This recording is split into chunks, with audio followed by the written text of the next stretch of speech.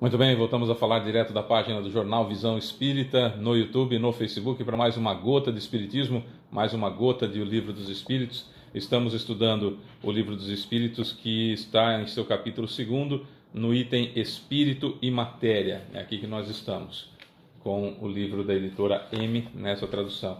Ah, Fábio, mas a minha tradução é um pouco diferente. Você vai ver que é tudo a mesma coisa, né? Mas é o modo de ver, a época que foi traduzido, enfim. Bom, nós vamos entrar agora no item, nós vamos estudar a questão número 21. Nós vamos entrar num item agora que é Espírito e Matéria. Até agora, nas últimas 20 questões que nós estudamos, todos esses vídeos que a gente postou, se você ainda não viu algum, lá na página Jornal Visão Espírita, tanto no YouTube quanto no Facebook, você encontra todos os vídeos lá postados. São vídeos curtos, de 10 minutos mais ou menos, que dá para estudar em família, dá para ouvir enquanto está num trânsito, enquanto está esperando numa consulta, enfim, qualquer lugar que você tenha 10 minutinhos, dá para ouvir e estudar uma lição do Livro dos Espíritos, uma gota de Espiritismo, como nós chamamos.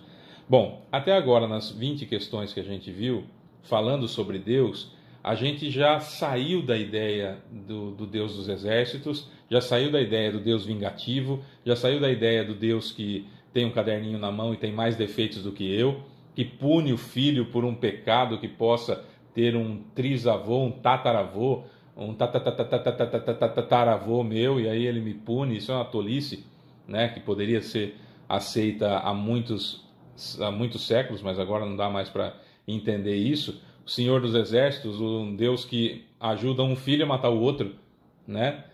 Como um pai de algum de nós aqui se junta com o irmão nosso para matar a gente, ou se junta conosco para matar o irmão da gente.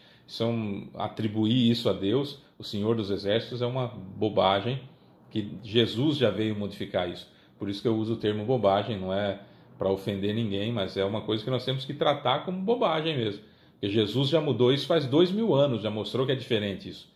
E se a gente continua preso nessa situação, achando que Deus faz diferença entre um filho e outro, que se eu bajular a Deus, ele vai me colocar no céu e vai mandar para o inferno o outro, que não importa se é bom ou mal, só pelo fato de não bajulá-lo, então não mereceria um céu, isso é uma tolice, e a gente tem que falar abertamente o que é, né?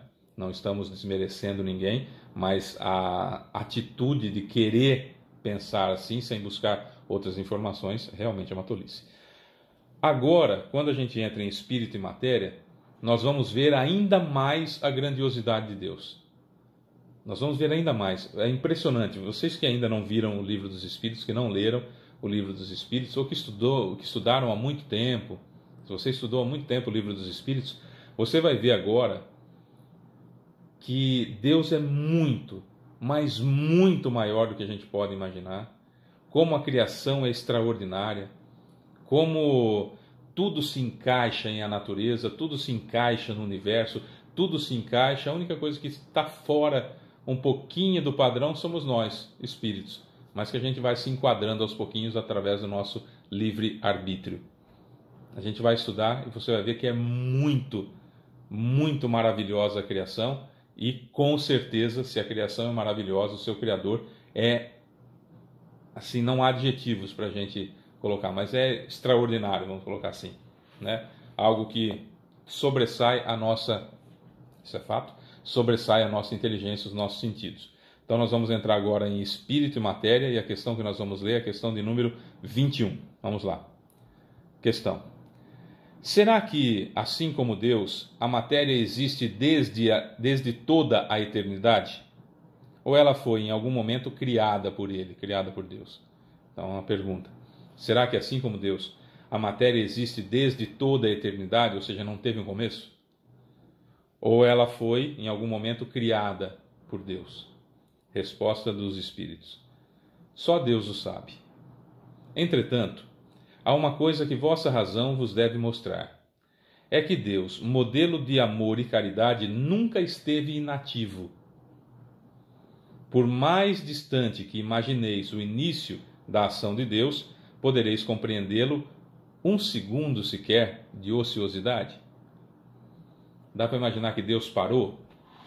Mesmo se a gente não quiser utilizar a razão para isso, imaginar que Deus fez e descansou, fez tudo que existe, o mundo em 7 dias, em 6 dias, que a gente já sabe que não é assim. Isso está lá na Gênesis, está lá na Bíblia, mas a gente sabe que não é assim, né? A Terra tem bilhões de anos, né? Então não foi assim que aconteceu.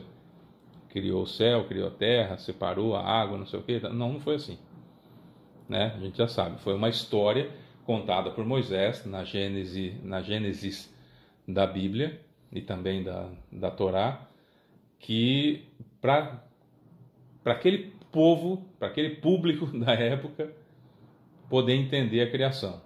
Mas é uma história que se conta. É uma história que se conta para entender eras, épocas, enfim, tá? Tá. Mas se a gente não quer raciocinar sobre isso, tem a frase do cara que é o nosso guia e modelo da humanidade, Jesus. Quem é o guia?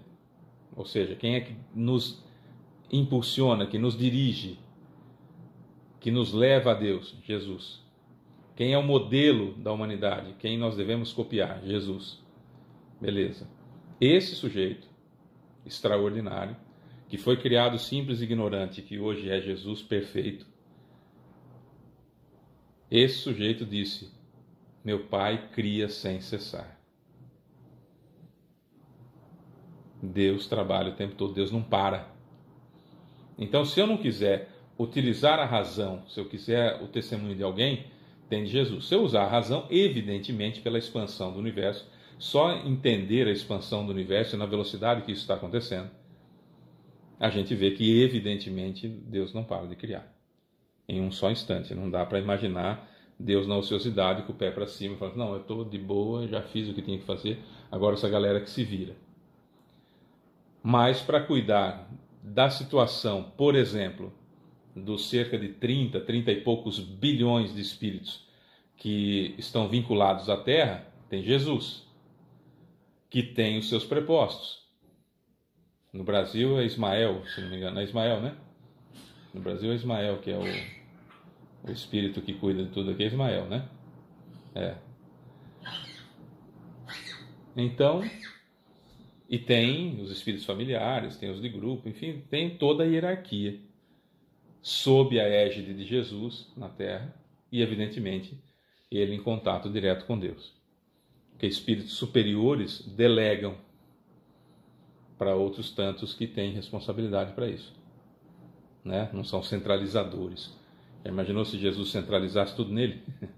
Como que seria, né? Então, dá para a gente entender um pouco dessa situação. Então, não há descanso, não há ociosidade, porque não há necessidade de descanso. Então, não há o descanso para reparação de forças, não há ociosidade. Eu parei, eu criei tudo, há 6 dias, criei tudo, agora chega, vou descansar.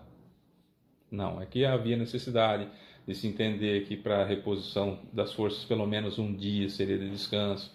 Aquilo tudo que a gente já sabe, ou que a gente deveria saber, acerca daquilo que Moisés foi passando para nós, talvez, que lá estivéssemos encarnados naquela época. Se eu quiser utilizar o bom senso, eu vou entender claramente que o universo está em expansão e crescendo e crescendo e crescendo o tempo todo, que não há um só espaço vazio, que aquilo que não se consegue entender ainda pela ciência se chama de matéria escura, não é? Mas que não tem um espaço vago. Até pouco tempo atrás imaginava-se, por exemplo, que havia planetas que estavam só fazendo enfeite no sistema. Hoje sabemos que todos eles têm uma função. Tem planetas ainda que são considerados planetas prisão? Sim. Como se fosse uma espécie de prisão, onde o espírito fica lá, ou um grupo de espíritos ficam lá, para que não causem um mal maior na humanidade, ou as suas vítimas não lhe causem problemas além daqueles que eles têm que resolver, porque a lei de Deus é simples. Temos que pagar o mal com o bem. Pagar o mal que nós fizemos com o bem que nós podemos fazer agora. Jesus também disse isso. Então perceba, será que assim como Deus, a matéria existe desde toda a eternidade, ou ela foi em algum momento criada por Ele? Foi em algum momento criada por Ele. Porque até esse momento aqui, não tínhamos, por exemplo, como medir, saber, aferir que o universo que nós conhecemos, a parte que nós conhecemos, não é? teria cerca de 14 bilhões de anos, desde o tal do Big Bang, a primeira explosão que deu origem ao universo conhecido nosso, não é? Mas o universo se expande numa velocidade tal que há, por exemplo, luzes de galáxias que estão chegando agora na Terra, mas que nem existem mais, que já desapareceram, tamanha a distância em anos-luz que se encontram da Terra. Anos-luz seria uma distância, o tempo que a luz demora para percorrer em um ano, vamos colocar assim, né? Capela, por exemplo, que é de onde vieram, do sistema Capela, de um dos planetas que orbita as estrelas Capela, que vieram os espíritos para cá quando Capela passava de provas e expiações para a regeneração, que está acontecendo com a Terra agora, passando de provas e expiações para a regeneração. Esses espíritos que vieram para cá, Capela fica 40 anos-luz da Terra. Na velocidade da luz, 40 anos para chegar lá. Né? Então as distâncias são muito grandes e a gente percebe claramente que é isso que transforma Deus maior ainda do que Ele é, e que falar que Deus está pondo a mão para eu conseguir comprar um carro é diminuir Deus uma barbaridade. É diminuir Deus uma barbaridade. Quer dizer, com todo o universo para Ele cuidar, com tudo que está fazendo, Ele criando o tempo todo, Ele vai ficar assim: deixa eu entrar ali nos classificados para ver se tem um carro que o Fábio quer. Deixa eu ver. Ah, tem aqui um carro que o Fábio quer. Então agora deixa eu dar um jeito desse classificado chegar na mão dele, e vou mexer nas leis da física, vou mexer nas leis das circunstâncias para esse classificado chegar na mão dele, e vou ficar olhando ver se ele me agradece, porque se ele não me agradecer também, no céu não entra. Aí ele dá um jeito, mexe em tudo, estou sendo irônico, né? Dá um jeito, mexe em tudo, nas leis, aí vai no jornal na minha mão com os classificados, ou na internet, enfim. Eu falo: nossa, obrigado Deus, esse era o carro que eu queria. Aí eu ponho um adesivo lá: foi Deus que me deu. Aí ele fala assim: põe no caderno aí, ô anjo, o Fábio é meu, então ninguém tasca, não importa o que ele fizer de bobagem, o céu está garantido, põe ele aqui do meu lado direito. Por que eu uso essas ironias? Para a gente perceber o quanto que nós ainda somos infantis ao falar de Deus. Por mais religiosos que nós sejamos, como que a gente ainda é infantil e vai rebaixando Deus ao nosso nível, ao nível da criatura. Eu falei que agora o livro dos Espíritos só vai aumentando a grandeza de Deus. A gente só vai aprendendo que Deus é maior, que Deus é maior, que Deus é maior. Essa é mais uma gota de Espiritismo. Eu sou Fábio Pereira e a gente volta amanhã com muito mais. Amanhã nós vamos para a questão número 22 do item Espírito e Matéria. Beijo para você que fica. Tchau.